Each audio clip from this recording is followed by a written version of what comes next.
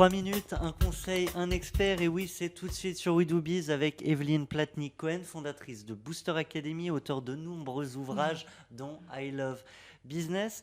Alors parfois, se remettre d'un échec, c'est compliqué, et c'est néanmoins possible.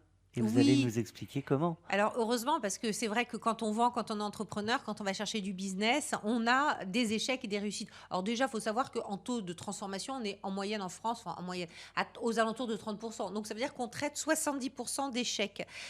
Évidemment, le jour où vous avez une mauvaise nouvelle, qu'on vous appelle, on vous dit vous n'allez pas sélectionner en shortlist, là, le monde est en train de s'écrouler à ce moment-là. Et là, vous avez souvent deux types de personnes face à ce monde qui s'écroule. Vous avez celui qui raccroche en disant c'est pas grave et qui décroche son téléphone pour faire 10 appels de prospects supplémentaires. Vous allez me dire ce type est un monstre, il n'existe pas. Vous l'avez devant vous, j'en fais partie, donc ça existe. Et puis vous avez celui qui va arrêter de travailler pendant les 2 heures qui viennent pour se remettre de cet échec-là. Alors si vous arrêtez pendant 2 heures, c'est acceptable. Si vous vous arrêtez pendant 20 jours, ça l'est beaucoup moins. Donc il faut savoir se remettre très très rapidement et se remettre en phase d'action. Mais ce qui est très important dans notre métier, quand on a un échec, ce qui permet de s'en remettre de façon extrêmement positive, c'est de toujours comprendre pourquoi vous avez perdu. Et quand vous avez ce client au bout du fil, il est en train de vous annoncer une très mauvaise nouvelle. Et à ce moment-là, vous avez une vraie minute de pouvoir.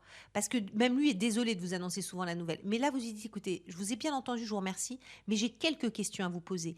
Et prenez votre minute de pouvoir. N'acceptez pas de ne pas savoir. Qu'est-ce qui a fait qu'un autre prestataire, essayez d'avoir le nom de l'autre prestataire, en quoi il a été différent de vous, qu'est-ce qu'il a manqué chez vous, qu'est-ce que vous auriez pu faire que vous n'avez pas fait, à quel moment vous avez véritablement perdu l'affaire, sachez-le. Parce que, à force de savoir pourquoi on a perdu, on finit par gagner pratiquement à chaque coup. Alors n'ayez pas peur de l'échec. De toute manière, tous les grands vous diront qu'on ne fait gagner qu'après une grande succession d'échecs. Donc il faut y faire face, rebondir vite et vendre bientôt. Exactement. Merci à vous, Evelyne Platnik-Cohen. On se retrouve la semaine prochaine.